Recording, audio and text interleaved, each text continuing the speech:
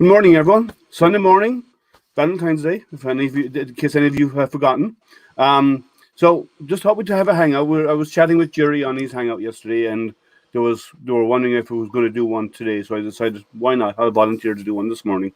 I have the house to myself this morning, so I can get away with it on Valentine's Day. So if anyone wants to come in and chat, hang out, ask questions or whatever, you can ask questions in your chat if you want to ask questions in chat, or I'm going to share out a link in a moment in the chat so anyone who's out there can come in and join the conversation. So we already have someone who's already in here. So, hey, Matt, how are you? Hey, how are you? Yeah, I'm pretty good. Did your little things finish? Yeah, they finished pretty well. Okay, just let me I had copy the a link. few problems.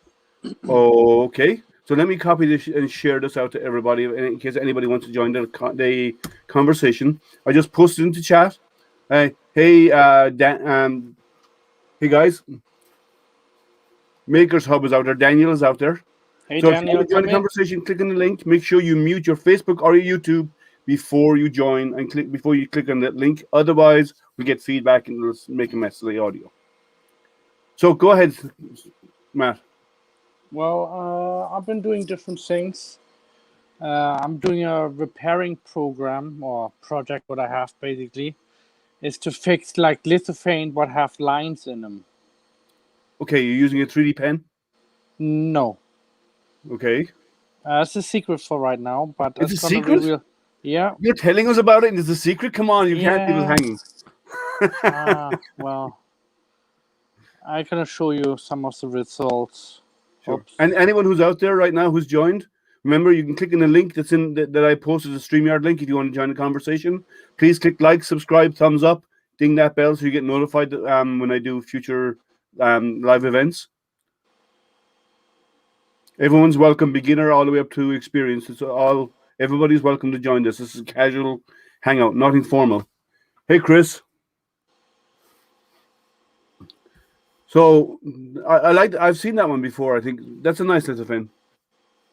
Yeah, but actually it had lots of cracks, a lot of lines, and what I did is I applied it a securing process. What I'm doing, because it's several steps. So if you go through the steps and apply it, and you keep applying it, especially on bigger cracks, eventually it will go away. And once you do the finish varnish over it, it will totally cover everything. It comes out really nice. Oh, nice. You're muted. I don't know. Let me unmute you. But how do I pronounce your name? Yeah, you're on mute. Karan. So how do I pronounce your name? Karan. Karan, how are you?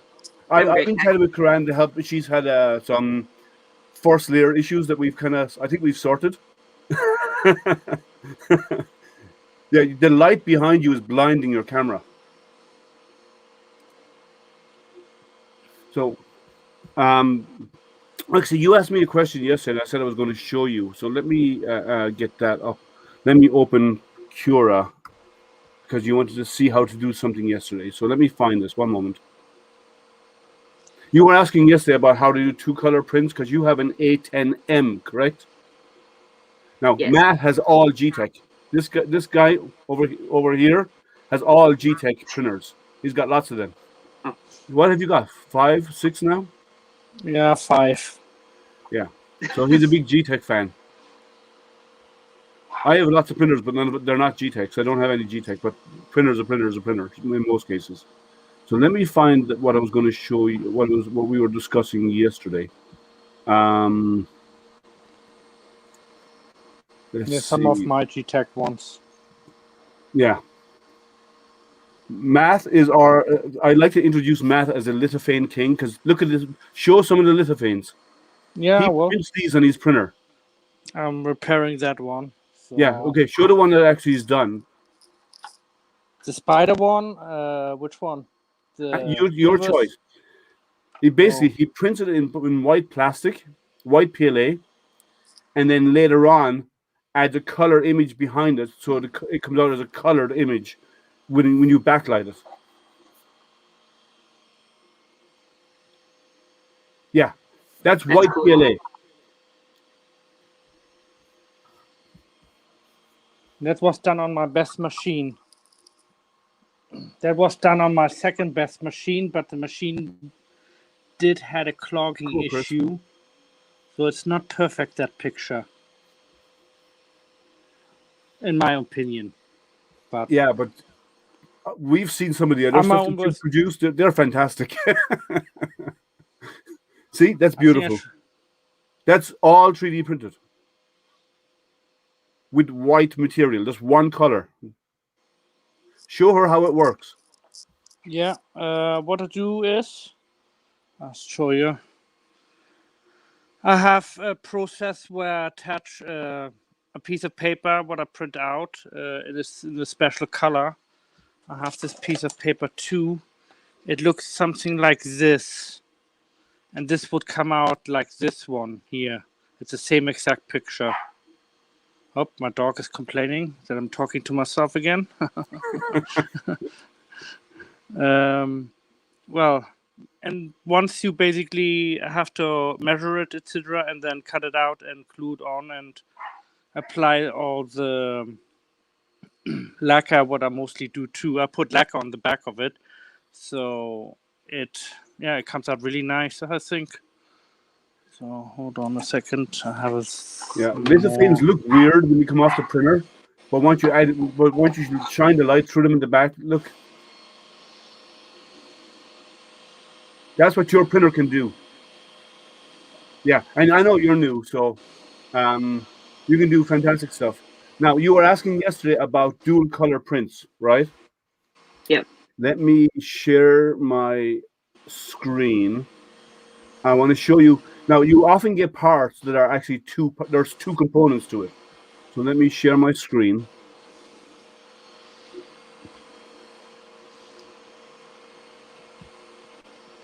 Okay, so you see that? This is one part, but there's actually two components. There's one is going to be in one color. This other components to it, let me come down here, are actually going to show up in a different color. Right?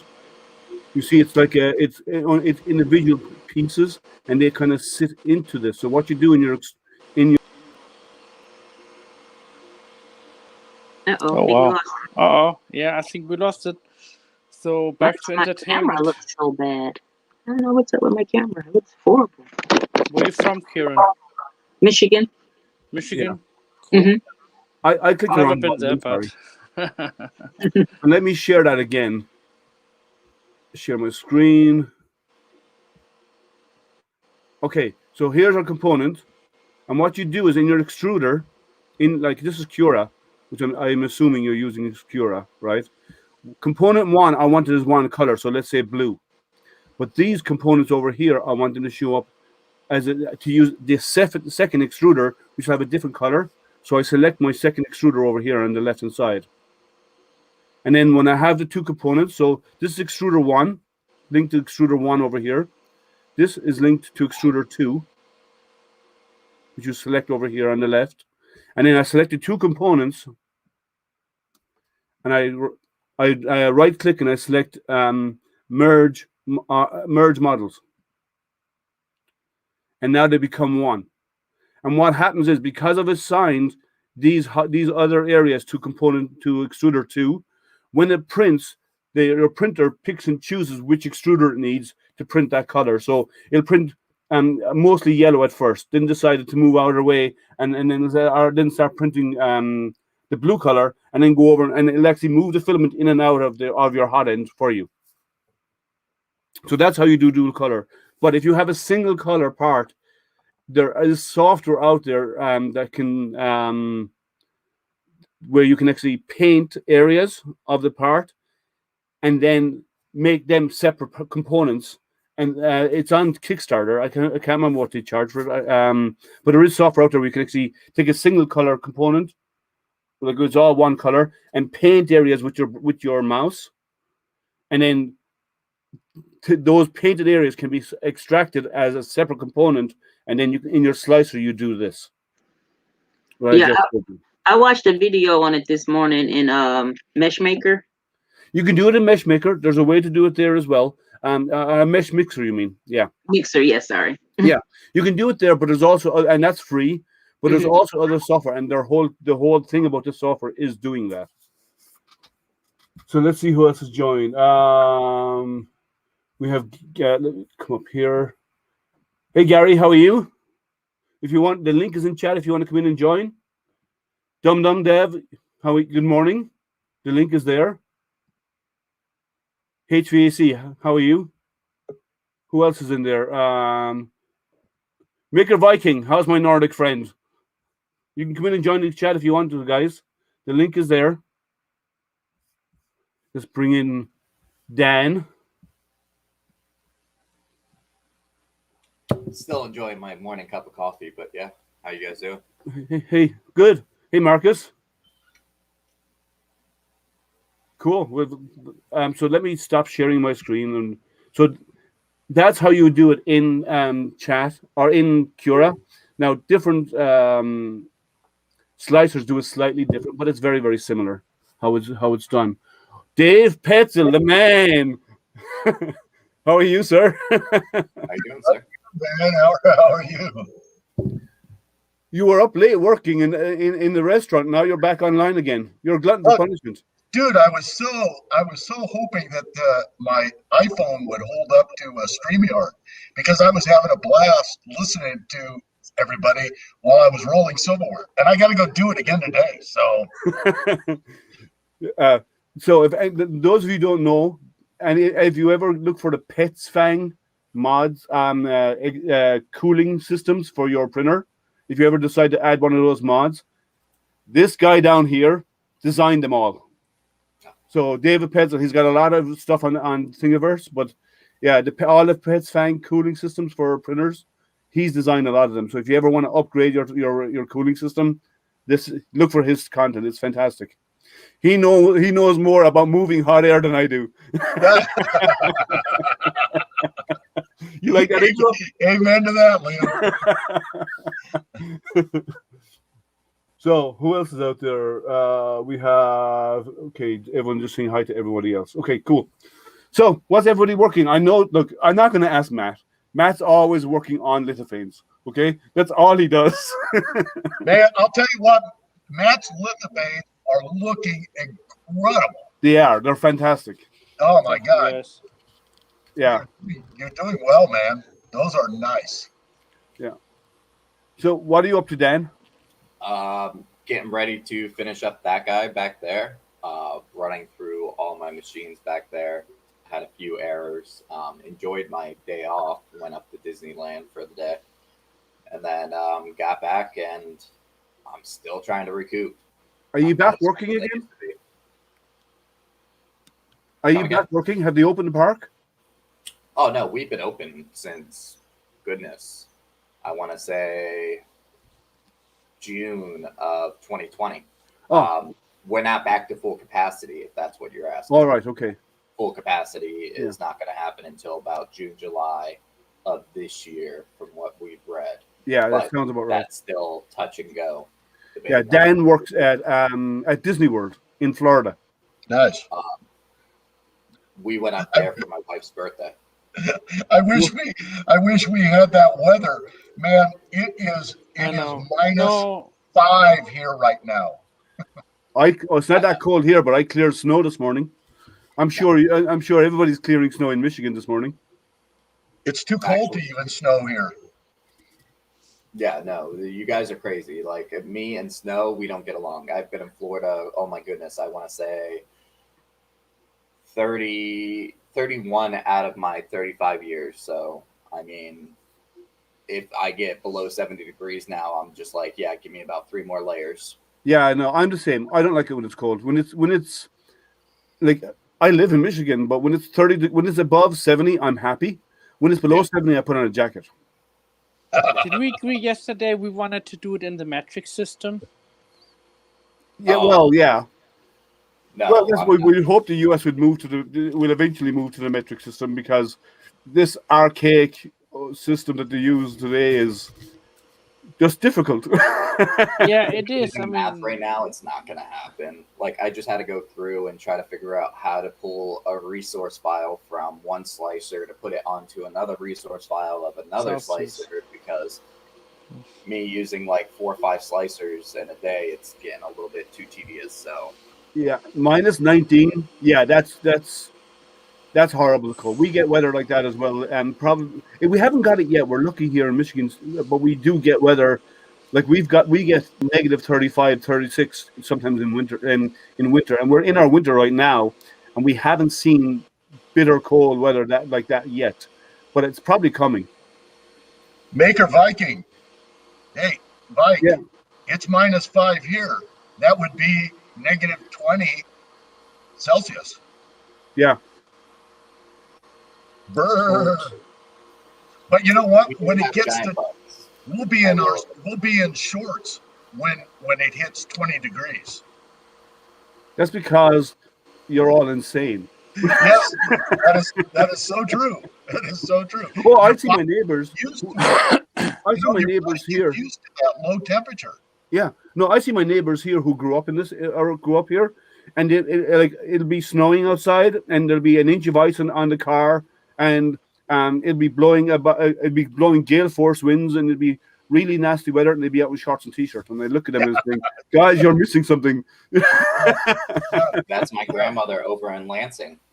Yeah, Yeah, she's been there. Oh goodness, 92 years this year, and she will literally come down to Florida for one day, and yeah, no, she can't do it.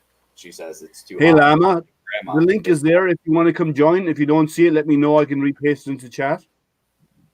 And that goes to everybody. If anyone wants to come in and join the conversation, the link is in chat. But if you don't find it, let me know and I will repost it so you can come in and join. We're at half capacity. We can have up to 10 people in here. So, But do any of you gentlemen use OBS? Because there's a few questions I yeah, do have. I use it. You do? Yep. Okay. So I was really silly and I forgot that you have to hit the start virtual camera. So for like the first, like, I want to know, 2-3 hours, I was hating life. I was like, why isn't my camera working? Why isn't my camera working? My question to you is, once you set up the scenes, Right. so let's say I have a URL scene. Do I have to go back in and set up that URL scene, or just have that URL populated? You don't have to, once it's in there once, you don't have to recall it. It should Okay. come on automatically. Yeah. Now I use a Stream Deck, which makes it so much easier because all I do is I have all my scenes created. Like you've seen my live unboxing, right? The live unboxing ones I've done. A couple of them, yeah. Yeah. And I have another one probably coming up next weekend because I have another machine coming in. Well, it's expected in this week. But what I do is I create my scenes, and all I do after that is I link the scenes in Stream Deck, which is easy enough to do. You just drag them in, and then I just push the button, and that switches over my cameras. It does everything. It changes my surround. On like I'm not using it right now. I'm using StreamYard right now, but if you're using OBS to Stream Deck, you use the virtual camera, right? I don't because I use if I'm doing it just to YouTube only, I use OBS straight to YouTube. I bypass StreamYard. But it should activate it once it's set up, like a URL as you said, or an audio or a camera or whatever you set up. Once it's working and it's in a scene, once you call that scene, it should come active. And as long as in the scene the eye icon is on, not off, because that's visibility. If there's a little eye icon to turn on and off, enable and disable, that needs to be enabled as part of the scene. So it's always working. It's just only comes active and it gets displayed when you choose a scene. Okay. Make sense? Mildly. Mildly. I have my scene set up, but that worked.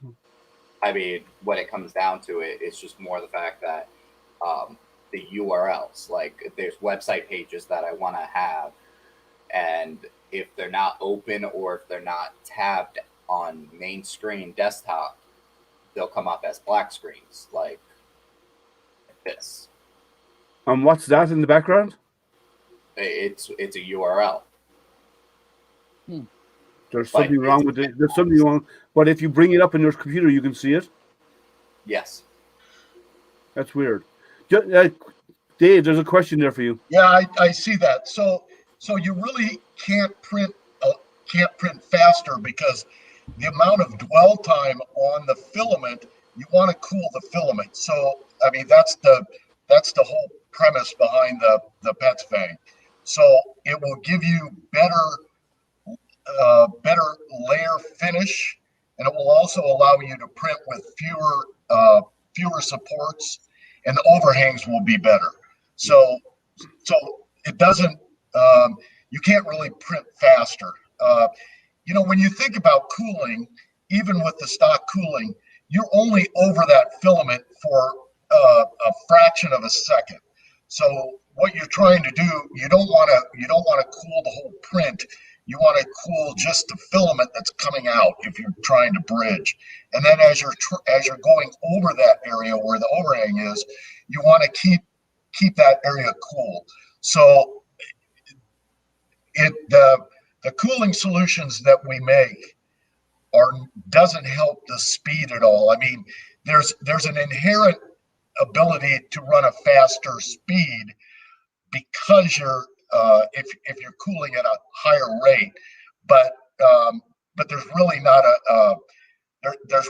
a correlation between cooling and print speed. Print speed has more to do with the amount of filament that you can push out of a nozzle at any given time. Yep. Successfully and still have good layer adhesion. So yeah. There's a limit on the stock on most normal heat blocks on how much material you can melt at any one time. Yes. Yes. So why that's why you see some people who move to a volcano heat block, which is like a standard heat block, but it's flipped on its side. It's longer, so it has a lot more area to melt material before to push it out the nozzle.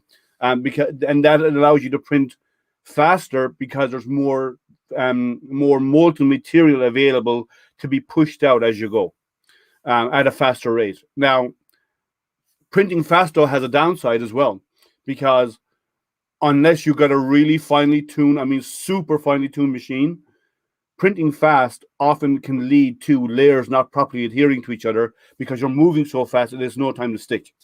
And as well as that, printing fast often introduces stuff like ringing as well into your finish, because when your head is moving fast, it has to accelerate, which takes energy, and it also takes the same amount of energy to stop it on the other end. So it can get really fast and move fast very, very quickly, but then it has to suddenly brake and slow down. And that inertia of the movement of the head will actually cause ringing effects around text, on corners, around change of direction, because it's suddenly slowing down and suddenly speeding up again. And that actually causes a ringing effect and can affect the quality of your printed also. And sometimes that's really exaggerated because your jerk setting is actually increasing the amount of inertia that is pulling back against it when it's returning. Yeah. So if you turn your jerk speed down, sometimes that dampens that inertia, that moment when your head moves from one direction to the other. But there's no silver bullet, By the way, the default jerk settings and acceleration settings in Cura are always too high. Always. Yeah. Let me just see what they are on mine. I generally don't use those, but let me see what they are. Hey, gentlemen. Yes. So Yeah. my daughter's yelling at me because it's Valentine's Day, and I have to go help all these kids with the Ender 6 because I finally got a true Cura profile. So I gotta go send it out to everybody. Nice. Now you have to work on Idea Maker. Oh. Because if you want to do mechanical part, it's fantastic. Really? Oh yeah, it's way better. Hey Daniel, have you do you just have 1.6? Right now I just have the one. Yeah. Okay, I'm going to throw this out there to you guys. I've had a lot of people that are looking for one of my cooling solutions for the Ender 6, but Okay. I'm working with Creality, but Creality is not wanting to send me a back plate or a CAD drawing of the back plate. So I'm looking for dimensions. I got you. Take it off, put it on the photocopy it, and then scan it in and send it to him so you have the dimensions. You could do that and put a metric tape with it, and I could probably do it from that, because some of the features of the Corelli back plates are all the same, especially where the 2020 rail fits in. Yeah. So I could do an overlay from that. But if you could go to Daniel, you can go to petsfang.com. Okay. And my email address is there. It's David Petzel at petsfang.com.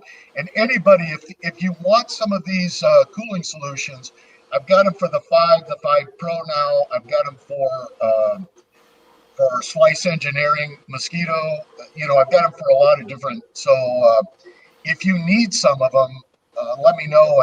And all I need is a back plate and a relative absolute for the nozzle. Okay. So there you go. All right, guys. Pleasure. All right, Daniel. Have a good one. Valentine's See you, Day. Daniel. Yeah, the Inner 3 stock cooling is okay. It's only one-sided, but it's okay. It's not bad at all. I mean, my cooling solutions increase your ability to print without supports. It's about 30% better cooling than stock cooling. Yeah. So it's not there again. It's not a silver bullet, but if I can print without supports from 50-degree overhang to 80-degree overhang, that's 70% of the supports. That's a big difference, and it's less supports, less waste material, and on top of all of that, you get a better print quality because support cause finish problems, right? Yes. And there's ways to address that, but still, it means doing more interfaces and so on. What's up, Dan? Or Matt?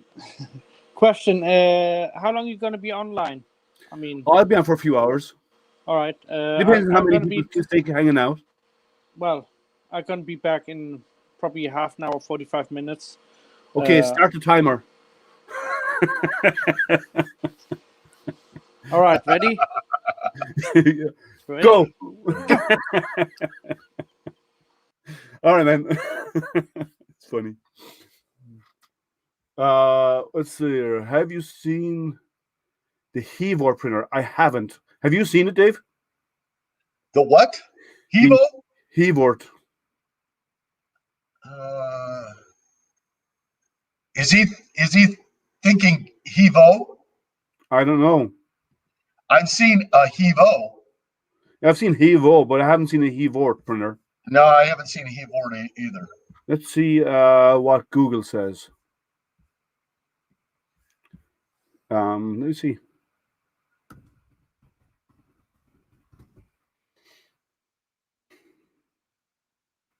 Advanced DIY printers.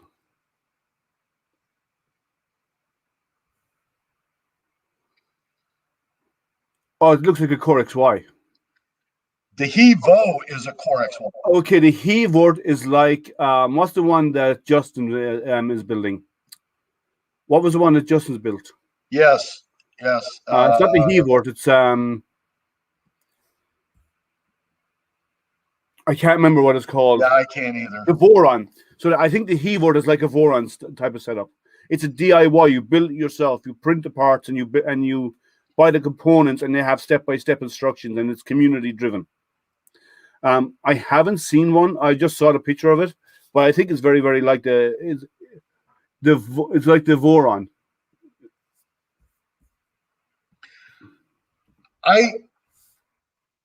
I'm wondering, how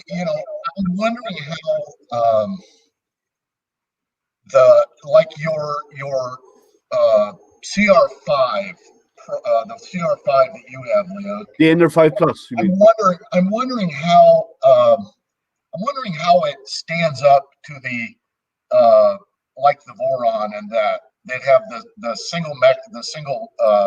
Well, it's different. The Ender, the difference I know is it's different, but I'm wondering how the. I've seen some super good results with the CR5 Pros. I have it. I don't have and I get fantastic results with the Ender 5 Plus as well, right? And the Right. CR is a good machine, but the difference on the Voron is the X and Y. The Z stays stationary; it doesn't move at all, and the X and Y actually lifts up as it prints.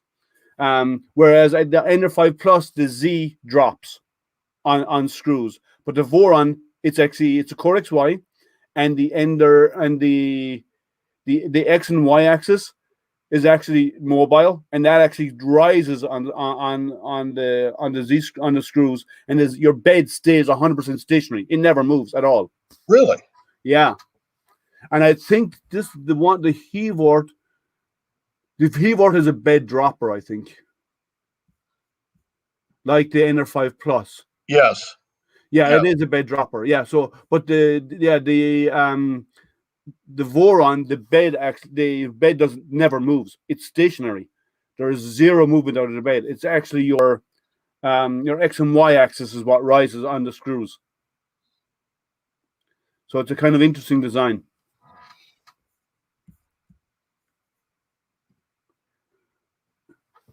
Yeah, I haven't seen anything else like out there like the Voron because it moves the X and Y. So that moves up and down in the Z axis, and the bed is 100% stationary, which is nice. I would think though mechanically anything that moves, if you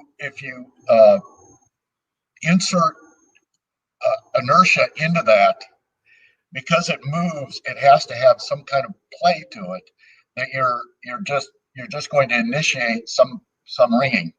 Well, it depends. If I remember correctly, I haven't built a Voron, but if I remember correctly, the Voron uses 4 Z screws to lift the axis. I think it does, or it's either it's 4 screws and 2 stepper motors is what it does. And the second stepper motor is for Z leveling. Yeah, that's well. It can level itself, right? But it comes up. They have I believe that the belts are set up in the H configuration. So the 2 belts, there's a stepper motor for each, and the stepper motor drives each side on the level. I believe. If Justin is, I just don't. I'm not an advocate for two motors, because those motors are never going to run at precisely the same motion. There's just no possible way, and that's why there is if the steps were the same. No way. No, you're talking about because they have separate. Because they're using the same controller chip. Even separate voltage is going to change the way they move. I'm talking about being really precise. Yeah, you're a big advocate of having the belt between them. I think I'm designing a CR5 right now that has 3 lead screws for the Z, because there again that goes to geometry, 3 points to a plane. And then it's going to belt drive all those, but all of the Z's are going to be hanging instead of supported at the bottom. So everything will be hanging from the top, and the gravity of the plate itself will just hang. So I'm designing that right now. I've ordered it's going to be my own design for a CR. So it's going to be we have the Voron, and then we have the Hovart, and then we're going to have the Pets Fang printer. Well, we'll see. Well, if it works, I'd like to see if it does. It'd be worth building. Yeah. I've ordered some of the material from Zaltec. They've got Zaltec, yeah. They've got all the rails and everything. So there's a lot of places that have rails. IC3D have rails. Zaltec are expensive though. You think they can be, and they can be expensive. Zaltec can be. I've got real nice carbide chop saws, so I'd like to find some 10-foot lengths. You won't. Well, 10-foot lengths are special order. Yeah, I know, but they make them. That's how they come. 8 and 10-foot lengths. Yeah. Why don't you just order them set up from the manufacturer? It might be cheaper. I know I can't find. Do you have any connections? I can't find any. I can't find anybody that will sell them from the factory because I would buy them. They don't even have to be anodized. Do you want them local here in the States or from overseas? I'd rather have them in the States, but if it's overseas, I don't have a problem with that. Okay, well, but it's get in contact with. Okay, well, getting contacts. I know more companies that are overseas. Like I know a lot of the people who supply that product here, like extrusion here, they buy it from overseas, right? And I know more people in overseas 3D printer companies who might be more inclined to give me their where they buy the extrusion from. Yeah, I don't have a problem with that. Well, they're all on holiday, they're all on vacation because of Chinese New Year right now. But I can ask. So you tell me, tell me what you want. Like, is it 2020? Is it 2010? Is it 20? Is it 20, 30, 30, 40, 40? I'd like to find 2020, 2040, and 4040. Well, tell me how much you sent. You have my email address, right? Yeah, I do. Drop me an email with exactly how many lengths of what and how many quantity of each, and I will reach out to my contacts over in China when they get back, and see if they can get me a contact with a manufacturer where they buy their product from, so I can buy extrusion direct. You can buy extrusion direct from. Okay, that works. That works. Thank you. Yeah, you could be waiting 6 or 8 weeks to get it here, but it'll get here. So, and they might ship it as part of a bigger shipment to somebody else because most of it does come from overseas. So might as well just deal directly with them. It might be easier for you. Gotcha.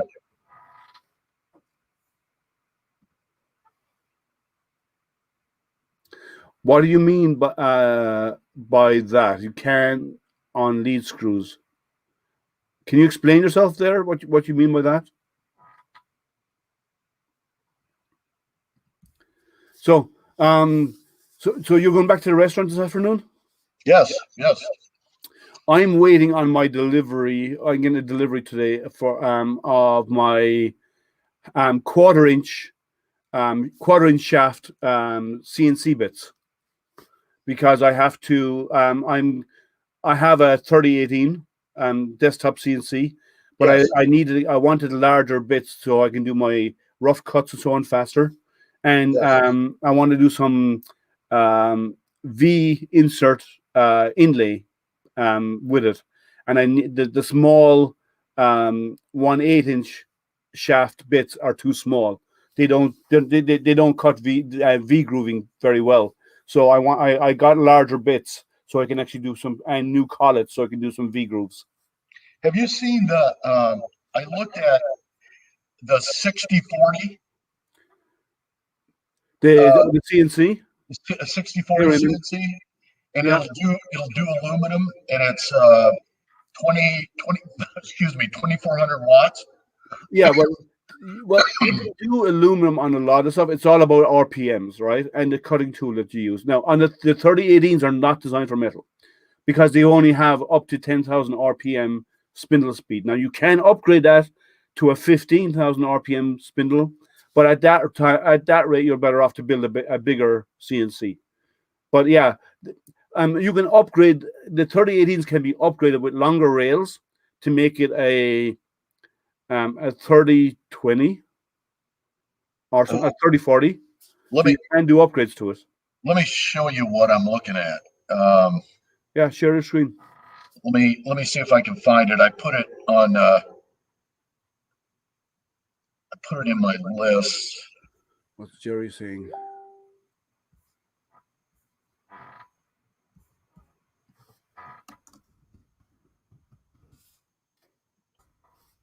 Okay, here we go.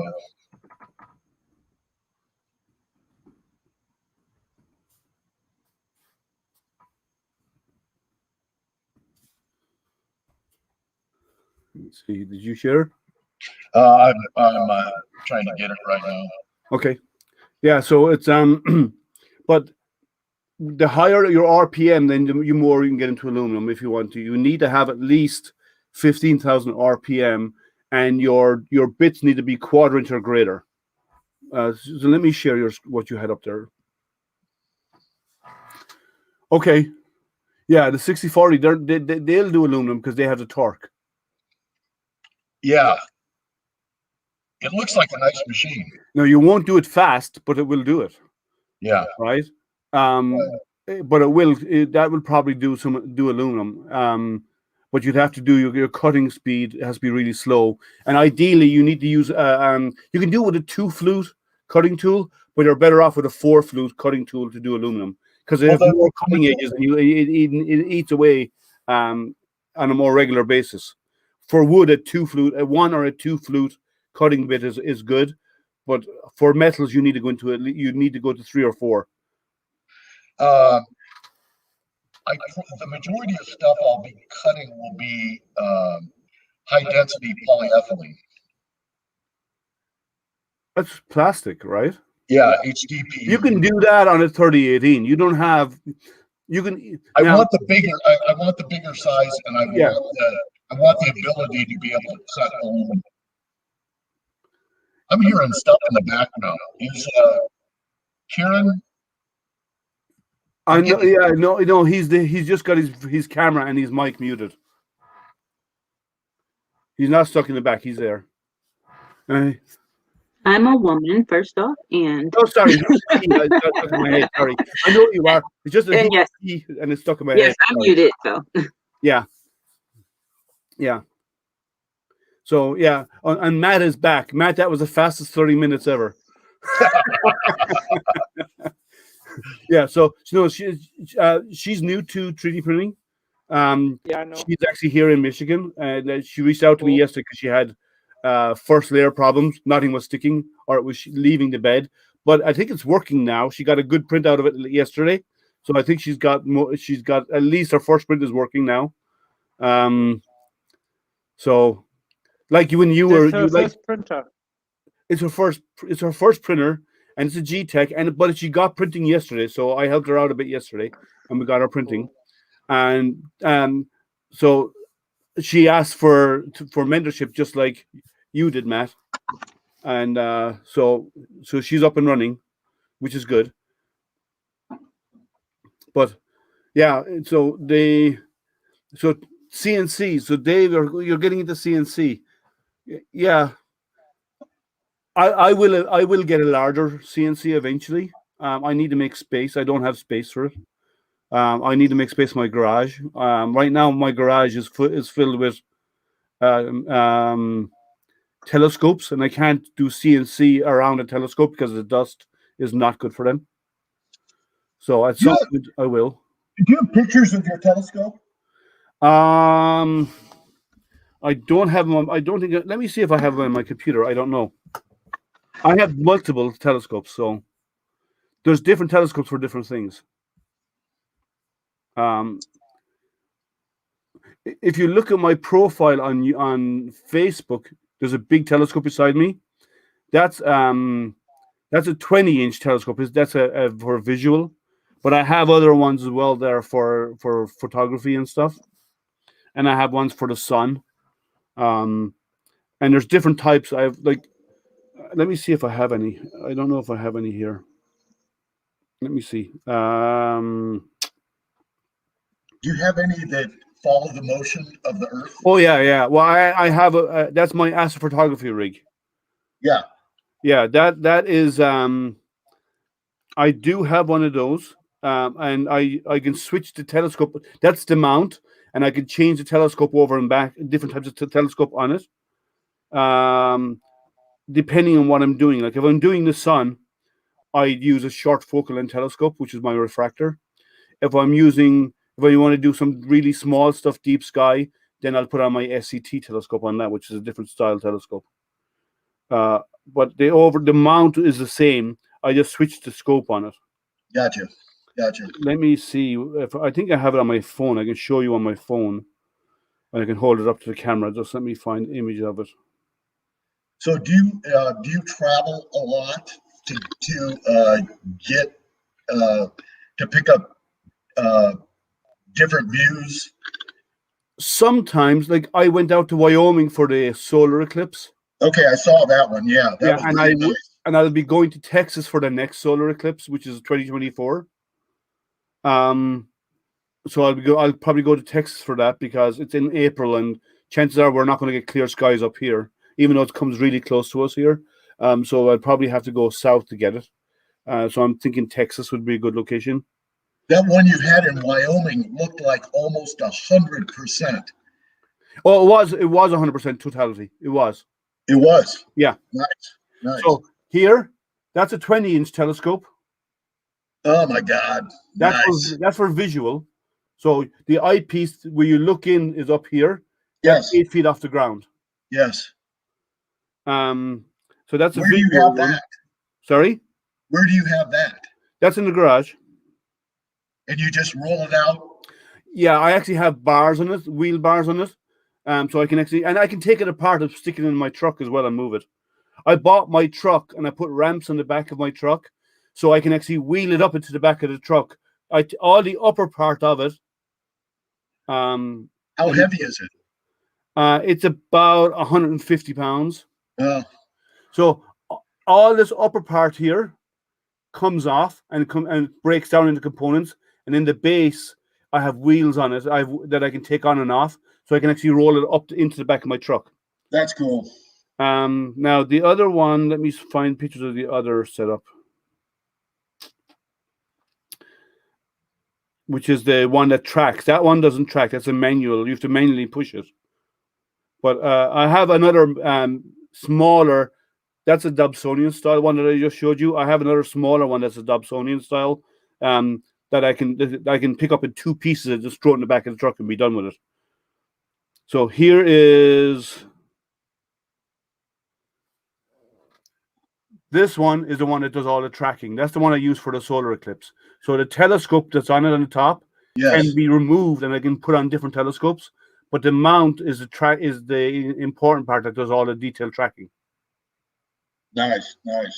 That's a Losmandy mount. That they're really, really, really good. I mean, I can do long exposure images on that without any guiding. So on it in guiding, just so you explain, on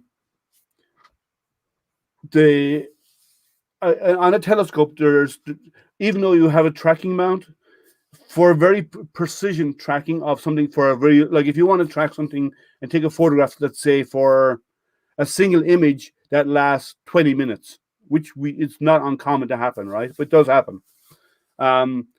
You will do good tracking with your telescope, but you also need to do what's called guiding to keep it precisely aligned.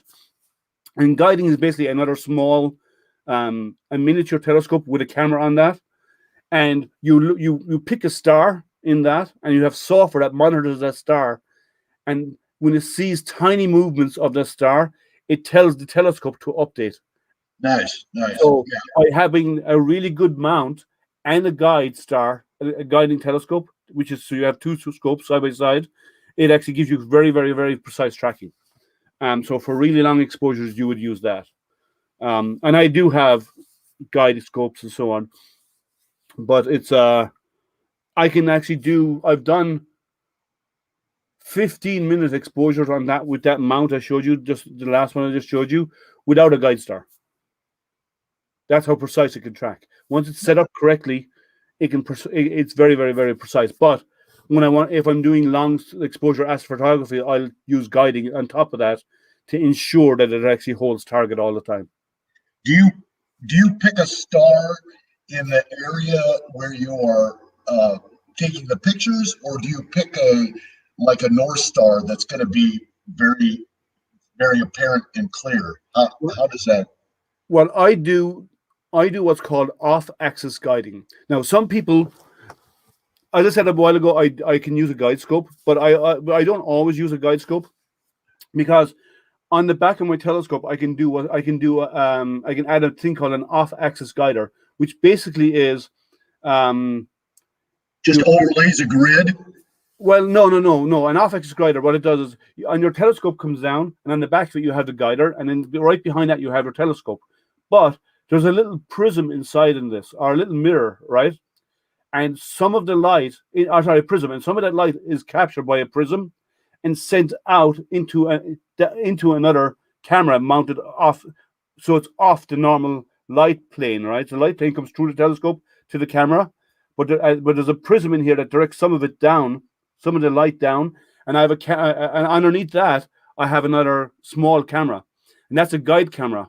So I actually capture some of the light from my normal image. A small bit of that light is captured, sent to the other camera, and in that other image, the light that is captured, I pick a star in that field of view. Gotcha. Now, there's also another thing called on-axis guiding, where your camera is mounted off to the side, but your guide camera is actually in the field of view, and it uses a special type of mirror to allow certain frequencies of light through the mirror. So the visual is directed up into your camera, whereas the infrared or whatever aspects of light come through the mirror and actually are picked up by your guide camera in the back. And they're really expensive, but they're really, really good. There's pros and cons to all of them. What's Matt got? I don't know. Well, let me put you on full screen so you can show. 1 second. There we go. You see, I had a problem with this one. The walls, the bottom layer was too small, too thin, and it basically broke once I put the varnish on top, which started shriveling. So. Hey, Jerry. Hey, Jerry. Yeah. Jerry told me that to print out another piece. That's what I did, and just take it off, glue it on, and then use my 3D pen to weld it on. And that's what I'm doing right now. And it's a perfect fit, actually. The only thing is there's still a gap inside. But because it's on the bottom, it will be okay. Yeah. I think. You have a peep scope. No, I do not have a peep scope. Peep scope? You have peep scope? I just know where Jerry's mind is going. I'm avoiding that one. Yeah. It's a voyeur scope. Yeah. Well, let's put it this way. The telescopes that I do have, if I pointed at if I did what Jerry was referring to and pointed at someone's house, unless they're a mile away, I wouldn't be able to get focus. So, cover for it, don't you? Yeah, you need to be with the focal length of the scopes that I have. You want to be about a mile away for me to even able to get the telescope in focus. So I don't have a peep scope, Jerry.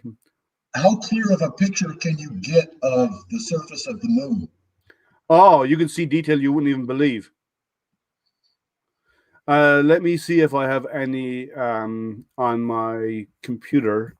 I don't know if I have any moon images here. I'll just check. 1 second.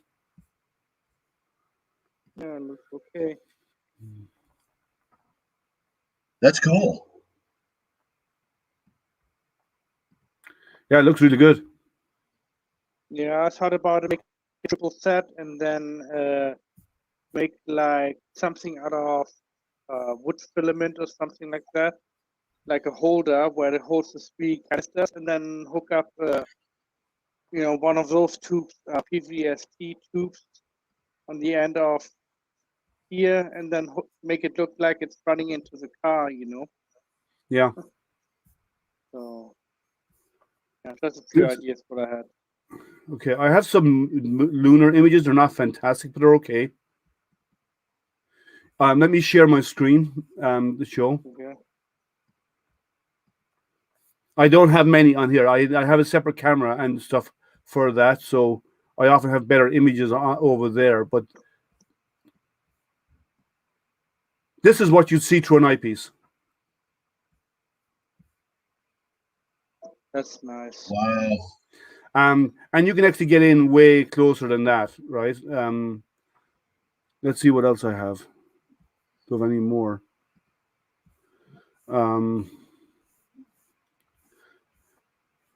That's the eclipse one I showed you already. The one of Jupiter, did you take that one? Yes. No. Yeah.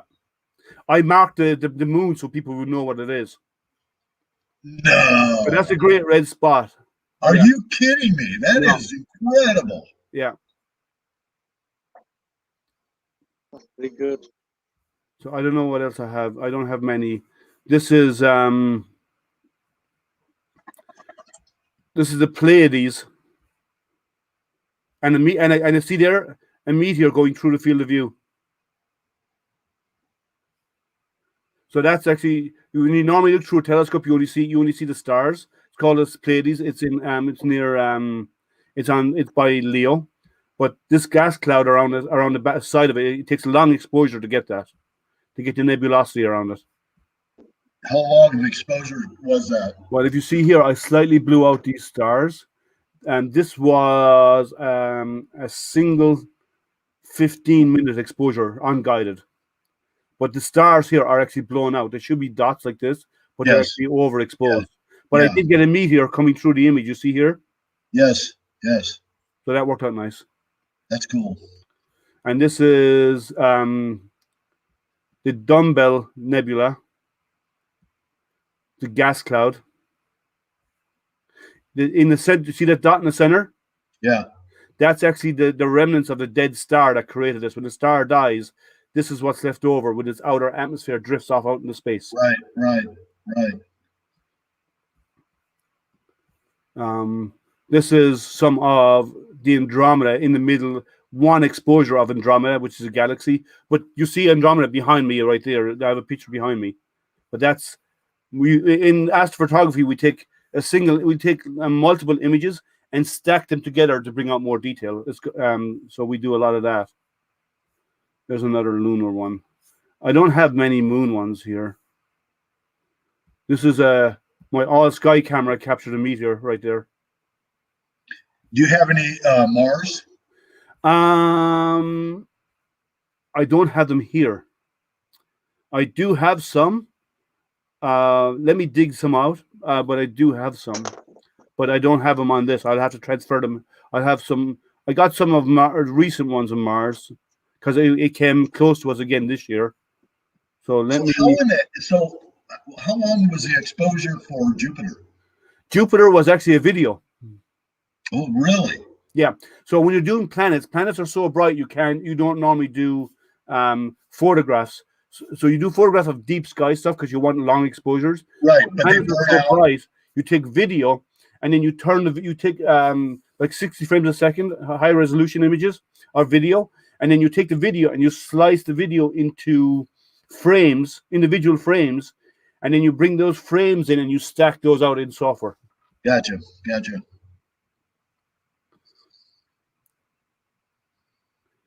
Visually it's different though. That's incredible. Yeah. I'd love to be able to see Jupiter through a telescope. I've seen Jupiter through a telescope, and I had a pretty decent telescope, but nothing. That's phenomenal. Just remember, the camera is more sensitive than the human eye. Sure. So the CCD, the chip on the camera will see a lot more than a human eye will ever see. So you're going to get more detail, and by doing video stacking, which is what Curmudgeon calls it, right? When you're doing stacking of video for planets, and you can even stack video for the moon as well, right? Especially if the atmosphere is turbulent and you're seeing the moon. If you ever look at the moon through a telescope and it looks like it's shimmering, like it's underwater, that's our atmosphere moving. And what you do is, if you want to get rid of that, but you want to get really detailed images of the moon, you take short video. And the short video you can then stack to bring out more detail, and it gets rid of the shimmer because we correct it as part of the software when we do the stacking. Let me see what I have on, if I could find any Mars ones that I have. I know I sent some out to my astronomy club, so I probably have some there. So let me have a quick look. Yeah, but you can do a lot, but astrophotography, I know we talk about everything here for everyone who's new. We don't only talk about printing, we talk about pretty much anything. This is probably one of the few streams where it goes from 3D printing to CNC to lasers to astrophysics to astrophotography back to CNC again and back to 3D printing. So we cover it all here. Let me see if I can get any nice Mars images. I'm sure. How do you like your new IDEX? I have two. I like them both. They're not beginner machines. Unless you know what you're talking about, a lot of people will struggle. I have to admit, people will struggle, and people who are getting them as their first printers will probably struggle more than they would with any other printer. Now, can you do cool stuff with it? Yeah. I can show you some. I did some. You know the MakerBot astronaut. Yeah, I saw that slice that you had of it. Yeah, they came out really well. And I did it works really. I really like the duplicate printing. You know, when you print two items at the same time.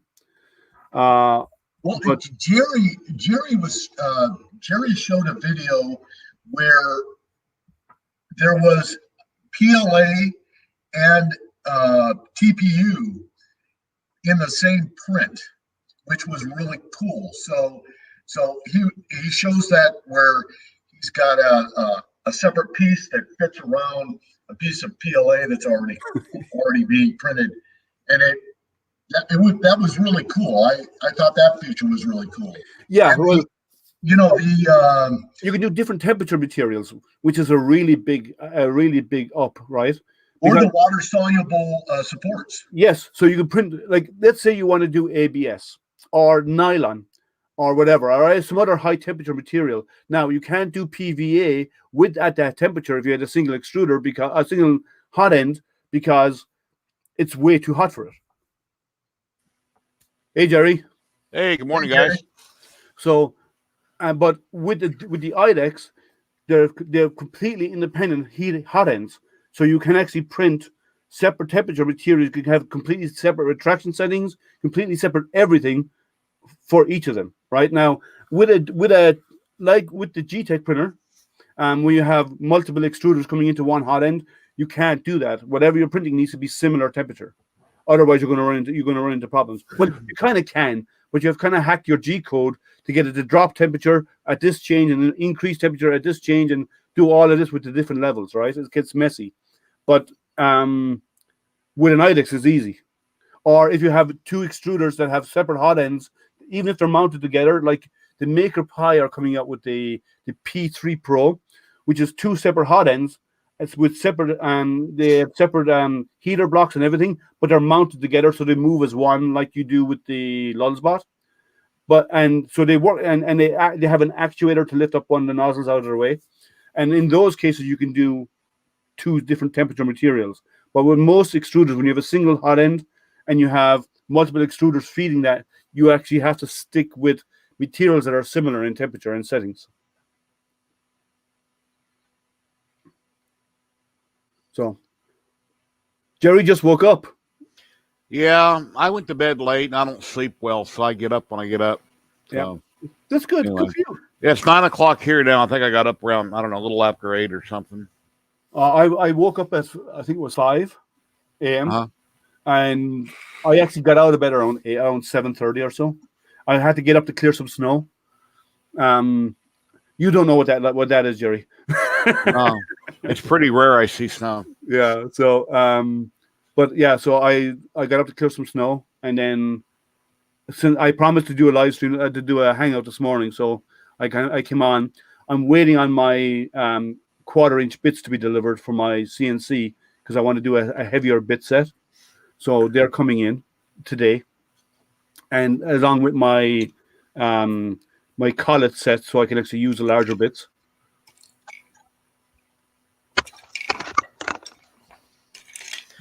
I'll show you some snow, Jerry. That's similar to what I have outside my door, but it's not. Oh, wow. You know, yeah, that's similar to what I have. Yeah.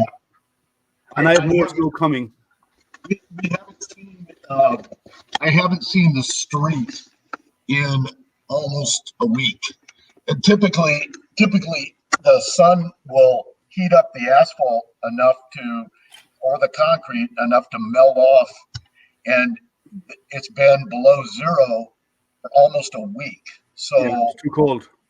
there's just no heating going on.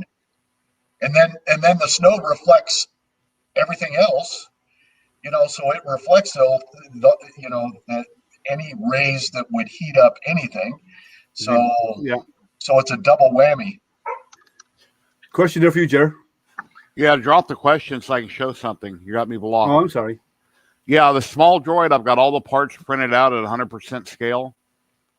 I put brims on everything, so they're going to be kind of a pain to clean them all off because they don't just always rip right off. So I've got to clean up all the parts. But the droid at 100% I have done here.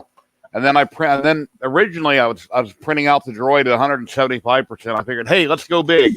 But like I mentioned before, I didn't take in consideration that the servos and the bolts and everything aren't going to work at 175% because I'll have to adapt something. So during the build Friday, like I say, here's 175% versus 100%. So this will be cool when I get it done, but it won't be this Friday, obviously, because I have to figure out what I got to do for servos, bolts, and stuff like that. But yeah, I've got it printed out at 2 scales. So I'll be all ready for Friday. Jerry, it's better to print it bigger and then you can adapt down rather than printing too small and not fit at all. Yeah, well, for the video, everybody's printing at the scale that it was designed. These small robots are at 100% scale. That's the way they're designed. And that's what we're all doing in the community build. That will be the second part 2 will be out Friday on my channel. So, but like with droid, sure, you can size it up to any scale you want. You just have to have the right parts to put it together with. So, or make adapters to make them fit. Yeah. Yeah. And then the rest of the parts get done overnight on my hypercube up here. So we got to take them, scrape them off. It's about time to put a flex plate on that hypercube. I've got a TH3D blue mat on it. You got to get up there and you got to get your spatula up underneath it and get them all loose. And it's much nicer having a flex plate. Anyway.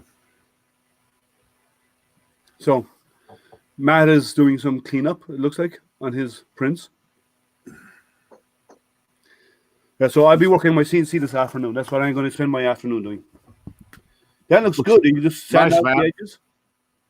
Oh, that came out nice. Yeah. I think a few more times of going around with the 3D pen to get all the cracks filled and then sanding it down again, and I think it will be all right then. I try it. The first time I do this, so. Yeah, the 3D pens are great for welding parts together. I was going to say, yeah, the 3D pens are, oh my God. I can't get There's 100%, and here's 175%. So. Well, Jerry, come on. You need to do it at 500% now. Yeah, right. Well, that'd be a full-size R2-D2 probably. But I'm actually tempted to go that route and do the full-size version. I've been tempted to do the full size because I got a printers, and until we start doing the stuff for the record break, the Guinness Book of Records breaking challenge, I have a printer. I have printers that I can use to print big. I need to buy more filament though. I don't know. I don't think I have enough. I'll have to buy more. Did anybody see the Joel stream where he made the articulating arm? And the big giant one. That big giant one. That was pretty cool. Didn't he use I didn't see it. Did he use the CR30 for that? Didn't he? Yes. Yes. But he had one of the beta versions of the CR30, and the rolling plate that comes off of it was wasn't on the same plane. Oh, so okay. He was getting some problems with the parts having a bend in them. Yeah. But yeah, that was pretty cool. But you could always align that by putting a straight edge along the bed and adjusting it. That's what they've done. They've taken on the newer versions, they have a rod on both sides, a steel rod, and you actually slide that rolling plate into the rods, and those rods keep everything at the same height. Yeah, well, Regarding the what you said there, old curmudgeon, I don't know if it's skewed. My guess is it's got a smaller heated block anyway in those things, so it's probably not. You need to heat it hot to set it off, but I don't know. Here, Matt, let me put you full screen. 1 second. What are you showing there? Oh, he's got a pen. Yeah, he's got a G-Tech pen, I think. 200 degrees. Yeah, 200 I have them on. Because I normally print at 215, but with the pen I think it's better 200. So anything above, I think the nozzle might get clogged up. That's my thinking of it, but I doubt it will happen. It never happened to me. So. Yeah, well, I don't ever do ABS, so I don't know about ABS. I know the temperature's required for it on the printer, but I don't go near that stuff. And you don't really need one for ABS because you can vapor bath it and melt it together anyway. Yeah, you can just rub it with acetone, drop of acetone, and push them together, and they'll melt and stick. Okay, time for me to interrupt on the comment about well, I don't know about vapor bathing, but gluing parts together in ABS. You go to Lowe's or Home Depot, you buy a can of ABS cement, Dave. Yep. Which you do mess with your pipes and you just bloop, done. You don't have to mess with mixing it and trying to figure it out. Just buy ABS cement. Yep. Oh yeah. But it's blue. Yeah. Not good for they call it pipe weld or whatever. Yeah. It's PVC pipes. Yeah. Yeah. Do they have a clear one? ABS pipe. Yeah, it's black. Huh? Yeah. Sorry, what you say, Matt? Do they have a clear one? I mean, I would see it in blue, but not clear. Over here, it's black. We have it in blue, I think. And you can actually take ABS and you can put it into acetone and it will melt the acetone, and then you can put that in a can, and that's the same material. The ABS will melt the acetone, or the acetone will melt the ABS? The acetone will melt the ABS. So it softens it. You can make your own slurry. Yeah. Well, the TH3D tough nozzle is actually a hardened steel nozzle, I believe.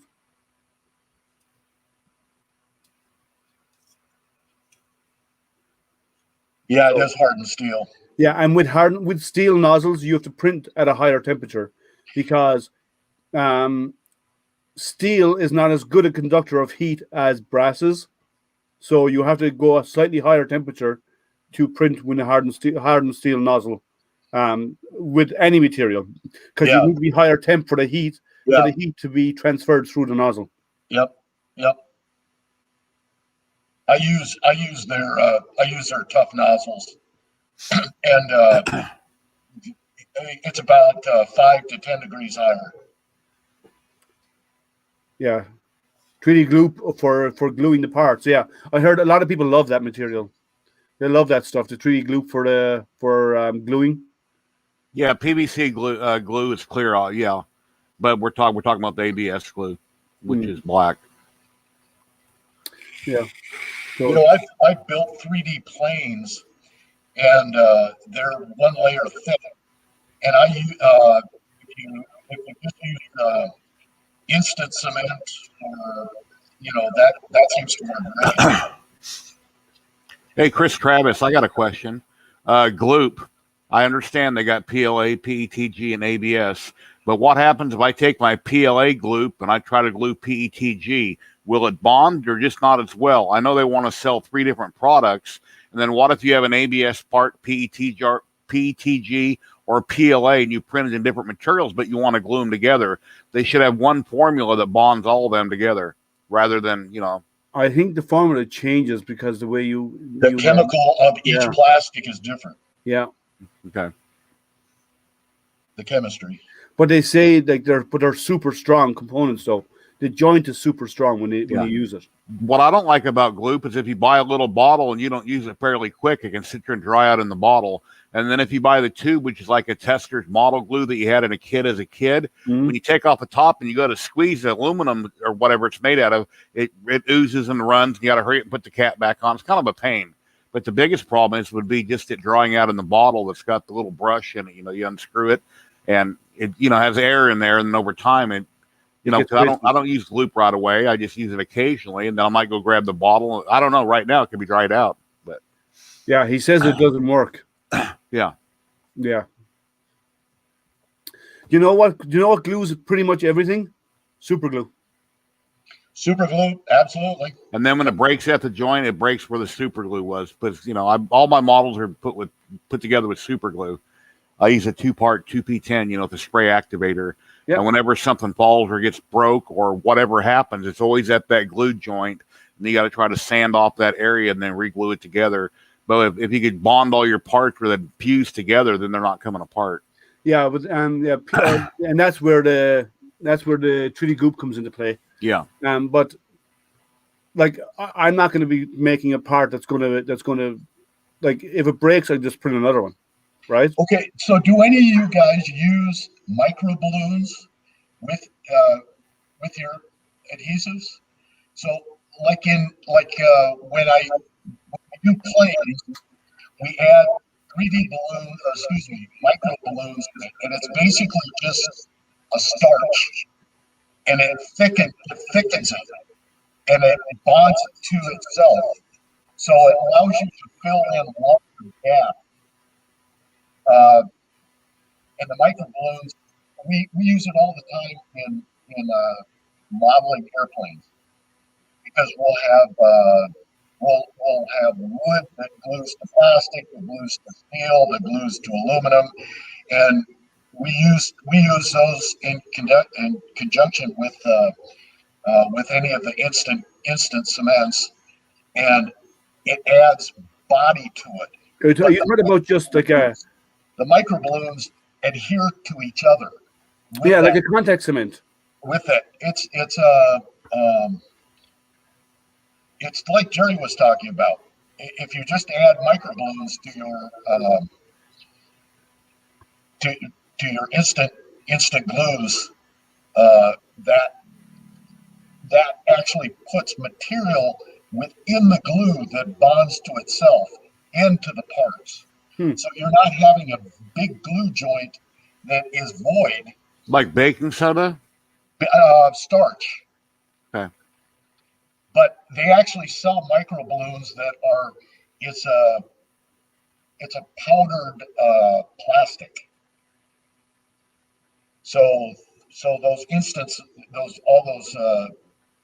cements will actually glue all the little tiny millions of micro balloons to each other and then bond to the part on the outside. So you don't have that void that's weak. Never tried. I don't do a lot of part gluing anyway, but I've never tried that. Normally, if I'm joining parts, because I don't do models like some of you guys do, I do more mechanical stuff. So I'll bolt them together in most cases. But when I do stuff, I'll use super glue because it always works for me. Yeah, I'm like you. If I do parts like that, I'll mechanically fasten everything. Yeah. Yeah, well, the good thing about using the gel format of the super glue is there's good and bad in it. The good is it's slow reaction. It's slow. It doesn't dry instantly, right? The bad side is it doesn't dry instantly. So when you want to put two parts together and they're keyed, so they go together once and they're done, it's great. And the normal super glue is great. But if you want to move it around, you have to do that. Yeah, glue works. But if you use the glue, like the gels, and then when you have everything in the right spot, spray on the activator, then you get an instant. It instantly goes solid. That's what you use a lot, Jerry, isn't it?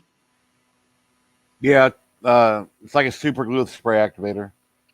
Yeah. If you share my screen, you can see what this.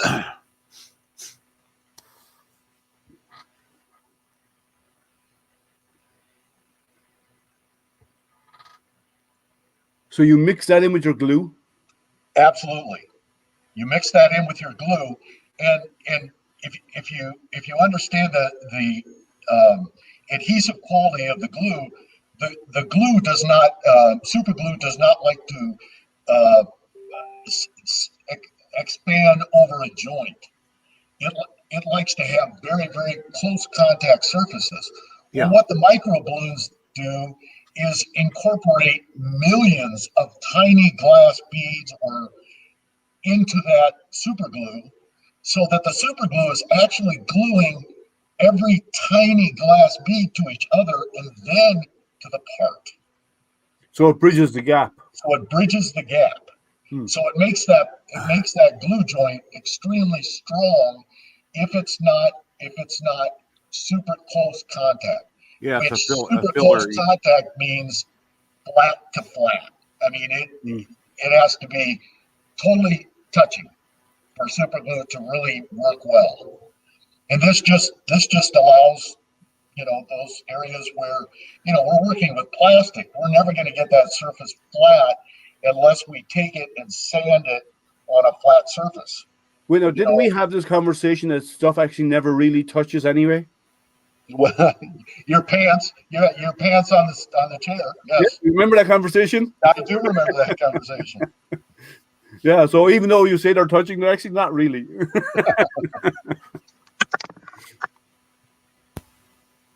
Yeah. So that's the activator mat, is it? Or is that spray on glue?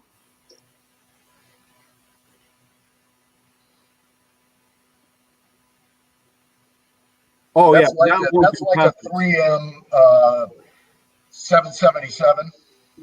Yeah, but that won't do plastics, will it? No, that's for lighter material like paper and stuff. Yeah. But I thought about to use it for plastic, but that's terrible.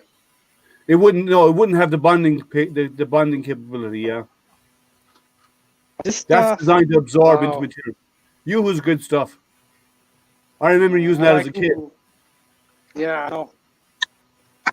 It's a contact. The contact materials are really good too. You apply to both sides, let them dry, and then put them together, and they never part. What's he saying here? Most of my gluing is done with 3D printed boss from Workster Eastman. Okay.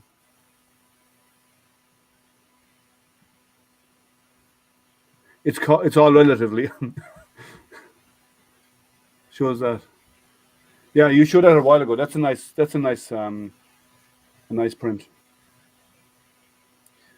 So that's two pieces you joined together, or two images you just joined and printed them as one? 3 images. Okay, but you printed them as one, yeah? Yeah. That's my favorite one. I think that looks just awesome. So much. It's like really 3D, Looks like I just want to touch it and see it's real. Yeah, you do. Yeah, your little things are really, really nice. Thank you. So, what are your plans today, Jerry? Oh, I don't know. Eat breakfast, watch TV, clean up these models. I got a lot of not supports, but brims to clean off everything.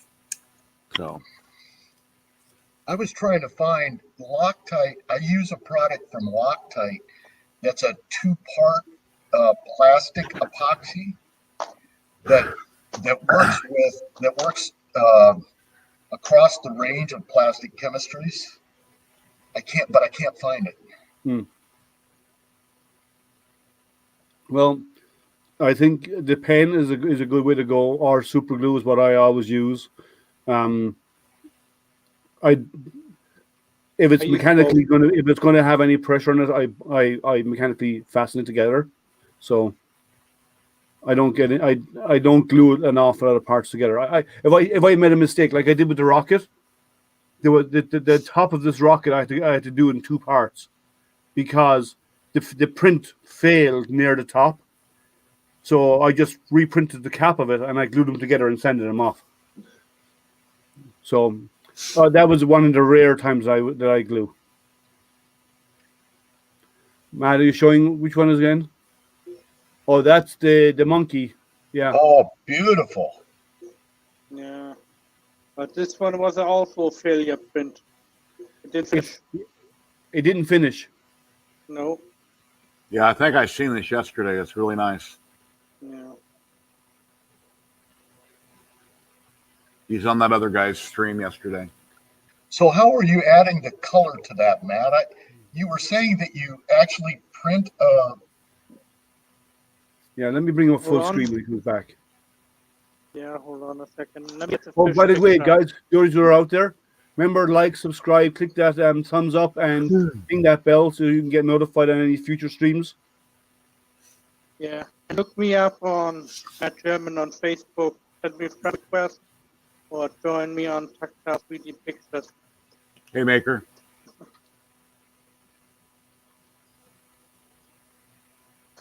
So show the background first, Matt. The colored background, how you add the color.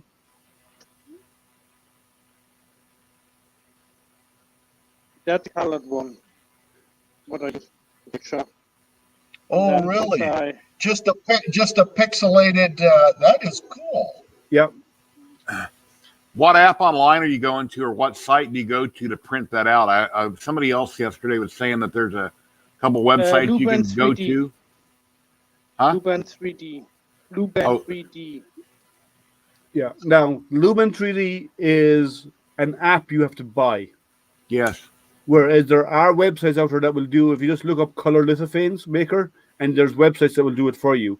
But he uses Luban 3D to create his. I didn't know that Luban would take the file, take the background out, and then you could go print it on your printer. I don't think Luban does that. Yeah, it does. Oh, Luban does that also. So are you printing on Mylar or are you printing on just paper? Paper. That's regular paper. Really? I just use glue stick. Or I use this now. This is much better. And I mean, I really literally paste all of this side full with glue, and then I take something flat, just scrape it off the glue. Once I've done that, I attach it to the back of the thing. But you have to make the measurements right. If you get the measurements wrong, and you glue it on, you have a good picture. Yeah. But with so do a dry test first. Yeah, that's what I do first. I first do a dry test, measure dry exactly fit. Where everything is. Yeah, dry fit. We were talking about lube earlier, dry fit. It all kind of goes together. Today's Valentine's Day, you know. Oh yeah, Valentine's. There goes the neighborhood. Used to in love. I didn't really imply anything. I just talked about different things all in one sentence. I know. Hey Matt, does that paper help diffuse the light as well? A little bit.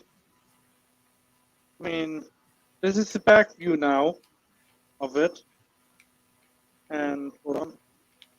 Let me put it around. Yeah, I saw that one yesterday. That's amazing. That is amazing. Yeah, it's a really good quality pic. I found another good picture. I hope that one will turn out, I think, pretty good. I have a good feeling about that. And right here, I'm doing the same thing again with North Bottle, but it's different setting. Like this setting is a little bit more fluent, and this setting is, no stringy or nothing. I'm not best to see it. Dum said you should put together a video of the process of what you do, all the settings you use, and so on. Okay. Should do that and put it up on your channel. Me, but I have a camera, you see. So I only have my my iPad camera or my iPhone.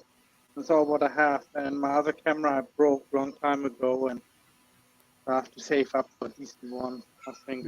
Yeah, because he's saying like you could record your screen as well, but if you do that, you can walk people through the process so they can see what settings you use and how you can figure it up. And it's interesting. Like there are lithophane makers out there, but it's important to do. All your printer settings are important. Why you choose the options you choose, and so on. I was told by another list of gimmick not to give away all the secrets. That's why we're in. That's why we're in this. We share information, right? So Exactly. it's what it's all about. This stream will never be seen, Matt. You can go ahead and say anything you want. Yeah, I know. Never. Nobody will see. It's not. Yeah, he won't put it public. Yeah. Yeah, I'll forget. I'll forget too. But the internet will not forget either. But, but I will probably think about to do that. It's a good idea because a lot of people want to do lithophanes and they like to learn how to do it for their family or gifts and so on for their family members. And there's an art in getting it right. And like anyone can do a lithophane. It's harder to get the lithophane good, right? And things you have to take into consideration, how you choose the thickness of the lithophane and all this kind of stuff, you know. Trial and practice it is. Basically start out small and work yourself up. Once you do a test picture and then take the test picture comes out okay, double the numbers, triple the numbers, what size you want, and then print big picture. You know, always have like a little picture, always print first. Example. Or just get a copy of Matt's profile and just use that.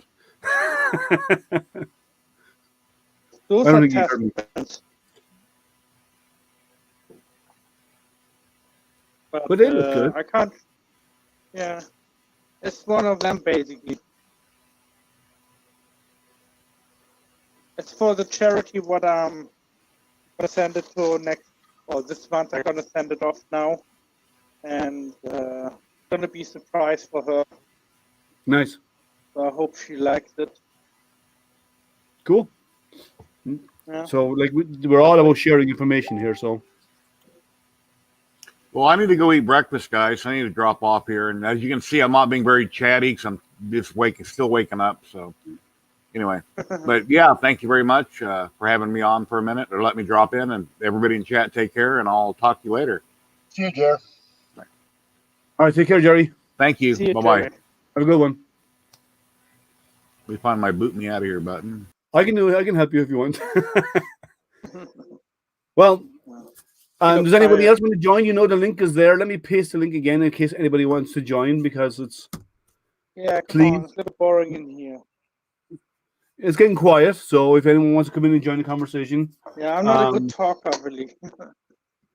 Yeah, actually, we should do one of these and make it a tutorial and stuff, and you should do a tutorial on lithophanes. Yeah, I know. I tell you what, how about we do that? Not now. Maybe. I have to check if I have anything on Thursday. Maybe we could do my stream Thursday, not a hangout, but a live stream, and you can walk through people the setup and the process of doing the lithophane. Yeah, already from something like this for spring. You can do it for spring as well. This is just for my small channel. Yeah. But for spring is different. I think that's a good idea.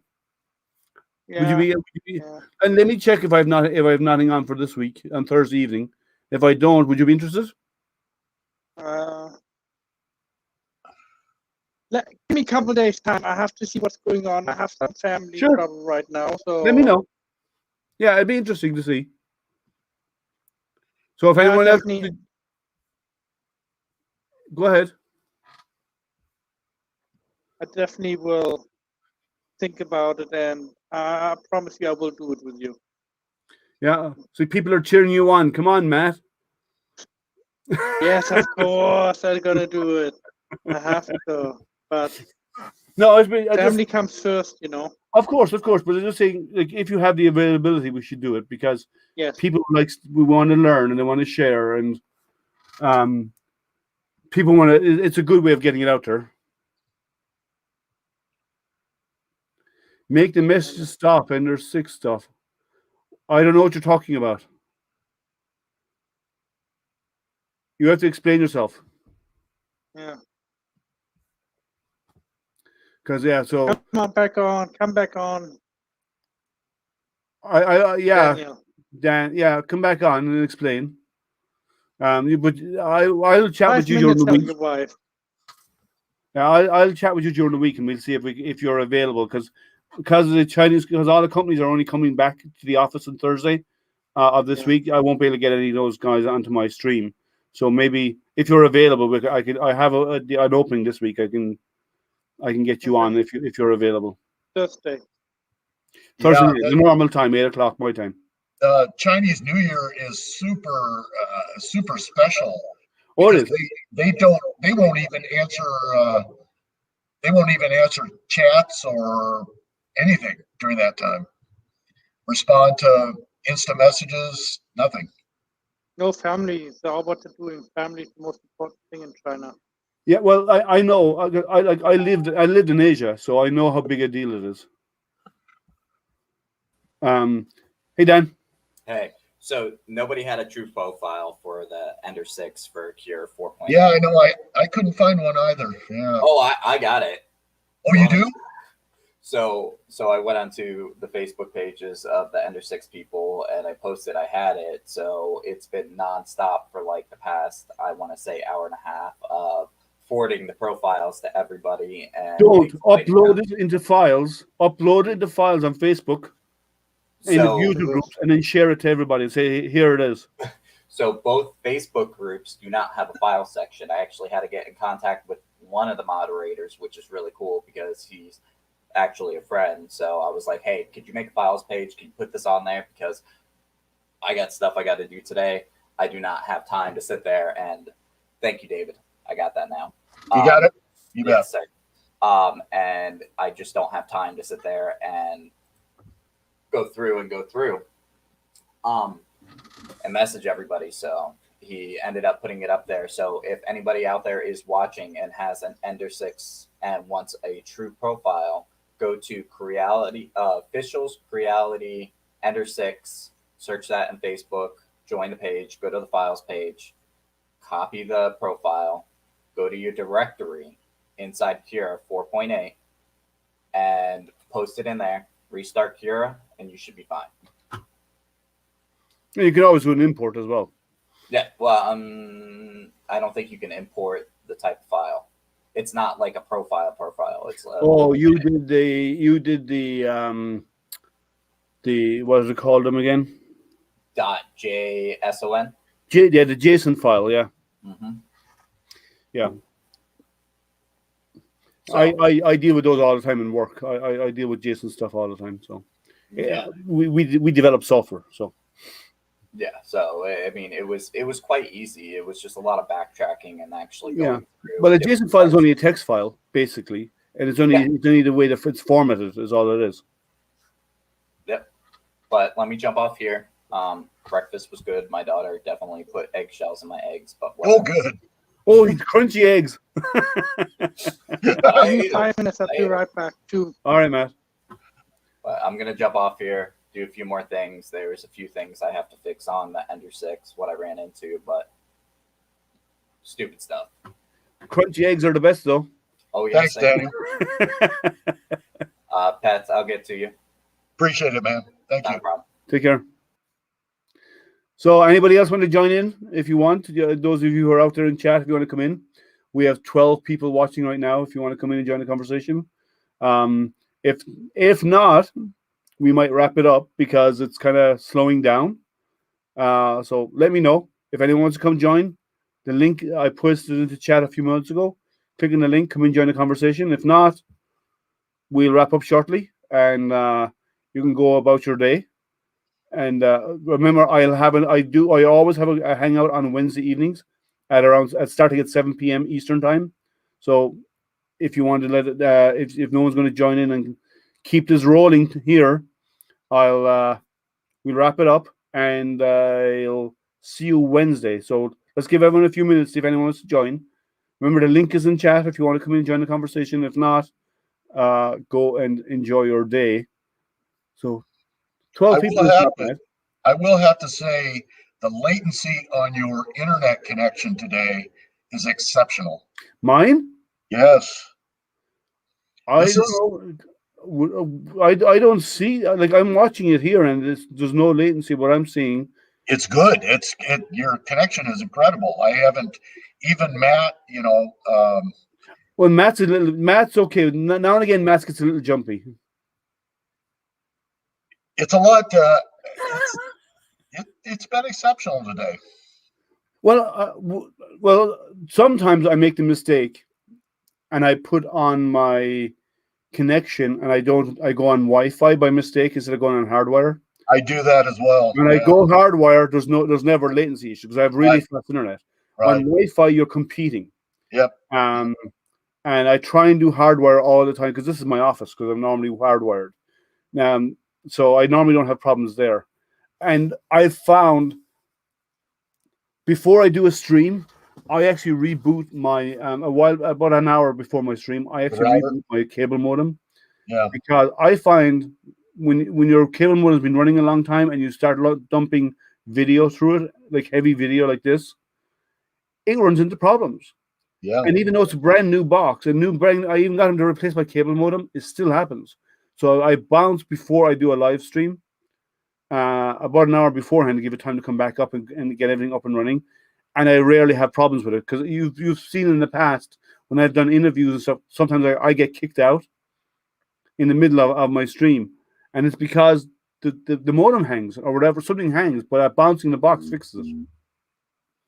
So I wonder too if it's StreamYard, because I think it might be.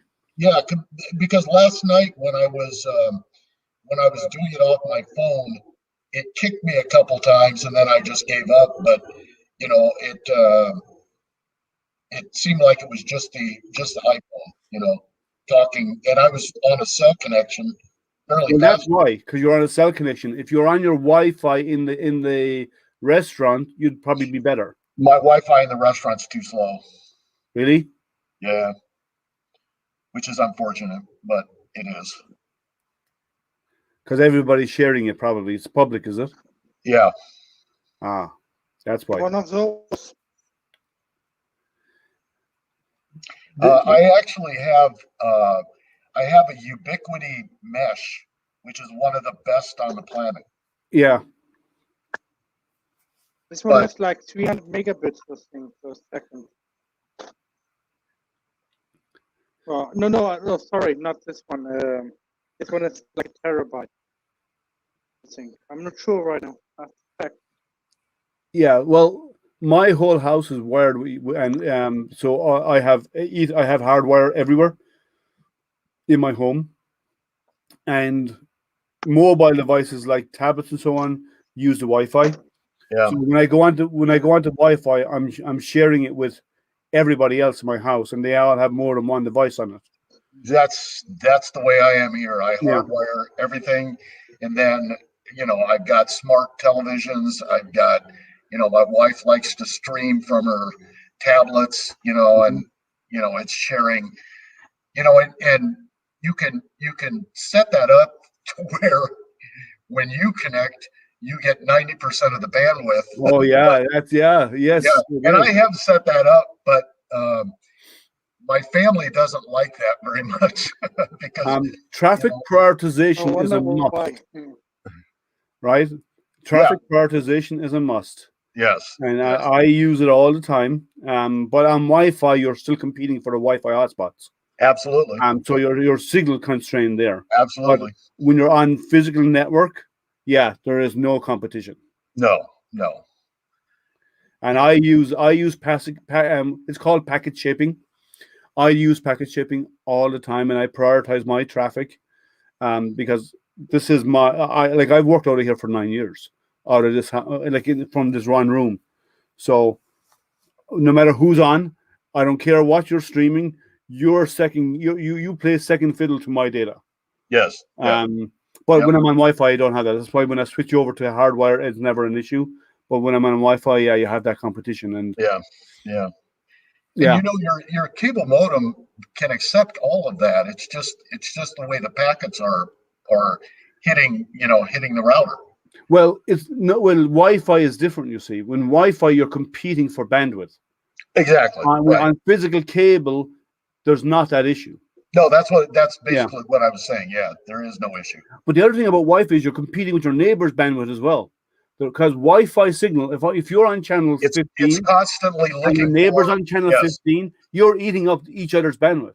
Yep. So you need to find on Wi-Fi a bandwidth that nobody else is using, or or a channel that very few people are using, and that's what you put yourself on, because that you don't go on channel 11 like everybody else on the planet does. You mean? exactly. No, exactly. I scan. I do a most scan. people don't understand. Most people don't know that. Yeah, no, I do a scan once every month or two to see what channels are out there and what people are using. And the quietest ones is what I switch on. And every now and again, I have to adapt my Wi-Fi. Sometimes I adapt it because even though they're an auto select, the auto select to 11, the auto select to 16, the auto select to channel 1 or 2, and I find ones that are not, that most people are not on, and that's the what I set my home Wi-Fi to, is what I use. Because yeah, you will always, because you are sharing with your neighbors. You don't think you are, but if they're on the same channel as you, you're competing for bandwidth. Well, and then if you're going to use those machines at home, don't turn your search on. It doesn't need to search everything. Yeah, no, I hide my SSID is hidden. So if you join nobody knows what my network is. No, they're easy enough to find, right? It's easy enough to find hidden SSIDs, but I still my SSID is surveillance ban. That's good. Surveillance ban 01, yeah. Well, I have mine is hidden, but on top of that, I've taken an unusual step because my background is IT. So when you join my Wi-Fi, oh, Marcus is here. Hey, Marcus. Hey, Marcus. So when I join mine in my Wi-Fi, I actually have I have a VPN set up internally within the house. So when you join my Wi-Fi, you still don't have access to my network. You have to actually tunnel through my VPN to actually hit my internal network. So because I have routers and firewalls and all, and I have all of this other security set up. I have all of that in my home. I used to design Cisco environments, so I have all the Cisco set up in my home. I have a rack full of Cisco setups, equipment at home, and I firewall everything. I have a VP. You have to VPN to actually hit my home network. Even though you're on my Wi-Fi, you see nothing until you VPN in. So I actually set up two different routers, and so my hardwired network cannot even be seen from my Wi-Fi network unless you know the route to get to it. Yeah. So you have to set up a physical route to get to any of my other machines. Yeah. Well, that's why I use a VPN for that. So it's actually my internal network is secure, and you have to come through the VPN to hit it. There's no other way to get in. So joining my Wi-Fi means nothing.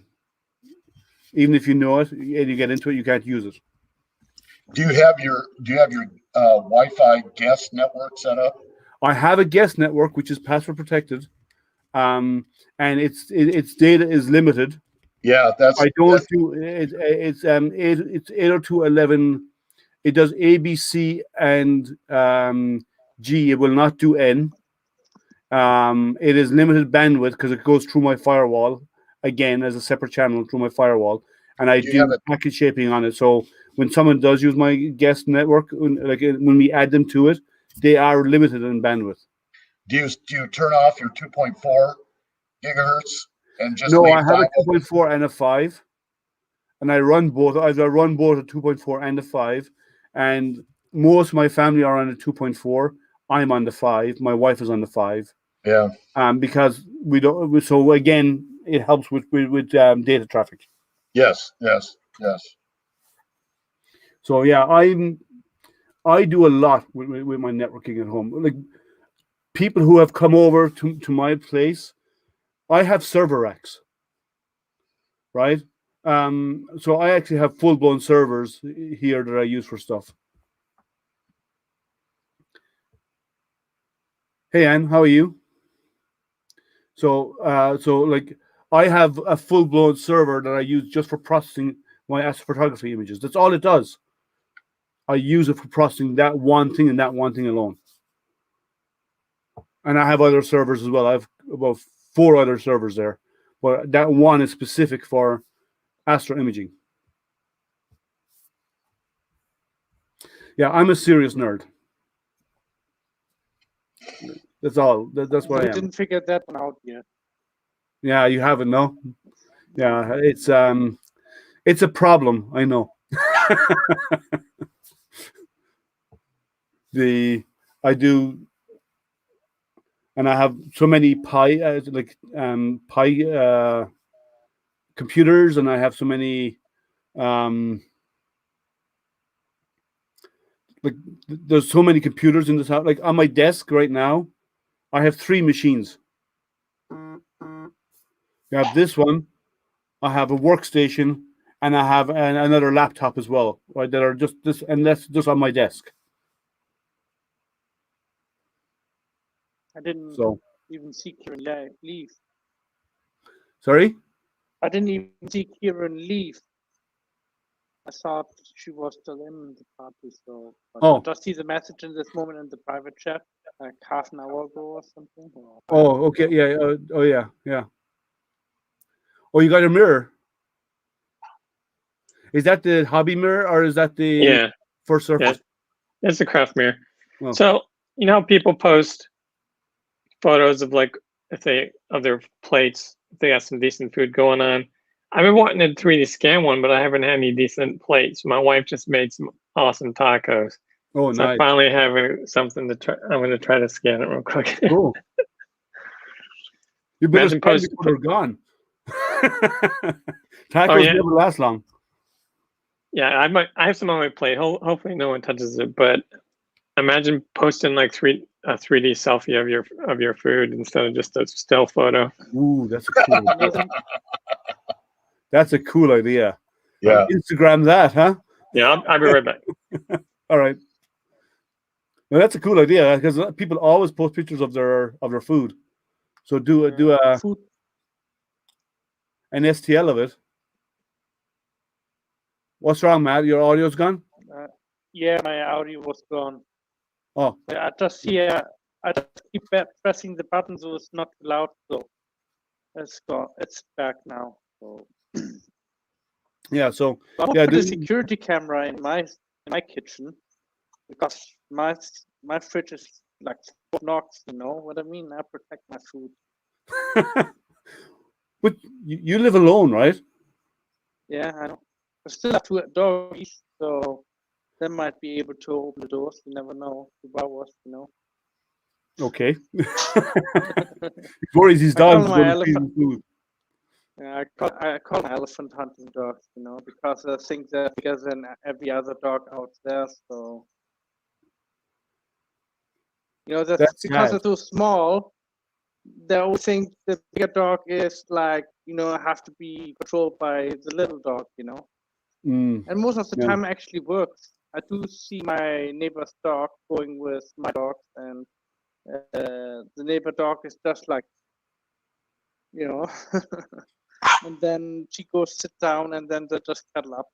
So that's pretty cool. Yeah, no, my dog's a big dog, so I don't have any. She's a mixture between a shepherd and a husky. She's the size of a shepherd, with the tan and the black on her back, and she's white underneath from the husky side. I used to rescue quite a few Chihuahuas in America. So when I came over here, I thought, why not get a Chihuahua over here? And Chihuahuas are so expensive in Europe. Where in the States did you live? Las Vegas and Los Angeles. So Chihuahuas were everywhere there. I mean, literally people throw them out on the street. I saw that happening. Oh. And I just, you know, that's just sad what happened. It's the second most killed dog in US dog shelters. Chihuahuas. After I've never had some. I've had when I was at home in Ireland, we had Yorkshire Terriers as kids, but never had anything like a Chihuahua. And then when I came here, I got a big dog. Oh, how did the 3D scan work out? I'm going to show you in a second. I guess I can hold up to the screen, but. Oh, cool. Oh, that's nice. So Oh wow. I guess it would be better if I put it on a turntable and spin it, because I think it got me like the reflection of me all the way around, Oh, like, off the table. But you could crop that out. Yeah, I could, but I don't have that feature in the app yet. So But you could crop it out in some other app, you know. yeah. So now you're going to be Instagramming 3D images of your food. Yeah. Oh, I'm wondering. It's a step up. I'm wondering, could we take that STL and make it a 3D movie so you can actually rotate through it? Yeah, my app. Your app will do it, but I'm wondering if you can make it so if you post it to Instagram, that people can actually rotate it and look around your plate. Facebook used to support that up to 2 years ago, but then all of a sudden, when they bought Snapchat for some reason, they stopped supporting it. You used to be able to upload it, like actually post a 3D model, a certain type of like file format, but you could actually post it into Facebook, and then people could interact with it. But they removed that feature 2 years ago. So Marcus, what format? Because you just turned on a light for me. I own a restaurant, and I could do 3D images of the food that I sell. Really, really detailed. What could I put? I use WordPress. What format could I put that into HTML that I could see that I could actually view it in, on the web? You could do it easily by uploading to Sketchfab, and then Sketchfab, it's really easy to embed those into a web page. Oh, really? So, have you ever seen Sketchfab? I have not. So it's a website you can upload models to, kind of like things and everything else. But they have a really nice interface that's easily embeddable, so that you can. Okay. Yeah. I'll have to look that up. Thank you. Now you have to get an Apple device because you don't have Apple. You're an Android user, aren't you? No, actually, everything all my PCs are PCs, Intel, and then I have several. I'm like you. I have more computers than I need, and so I have several. I have an iMac. I have several iPads, and then all my phones are Apple. And I'm thinking about buying an Apple Mini after I saw the one that Llama just bought. Oh, the new ones, yeah. Yeah, but you need an Apple phone to use or an iPad, the new iPads to use the app, to use Marcus's app. Yeah. Well, and that would be free, but there are other ways to scan for sure. Yeah, I can get the code. I'll do it on my wife's phone. Yeah, you could use your wife's phone, yeah, because she has an Apple device. Yeah, she has the new X. Yeah, I'm using my son's. I'm using my son's phone because my son's phone is my wife and my daughter have Apple devices. I refuse to. I used to have Apple devices and I couldn't stand them. I had one for work and it drove me insane. So I had to get away from this. So I went back to Android afterwards, and I just prefer Android devices. Like even my tablet is Android. So I got some dirty looks because it's Valentine's Day and I wasn't eating lunch with everyone else. So if you guys are still on, I'll catch you guys later. Well, no, we're probably going to wrap up because there's not many people on, and it's kind of quieting down anyway. So sadly, I can't use you guys. See ya. All right, guys. So if we're going to wrap it up because there's nobody asking questions, nobody in chat, and it's kind of drying up, and that's okay. So I hope everyone has a good day. Remember, Wednesday at 7 p.m. I will be on doing another Hangout Wednesday evening at 7 p.m. Eastern time, Eastern US, and I will see you all then. Thank you. Remember, stay safe, stay healthy, and stay printing. See you guys. Take care. Bye. Happy printing.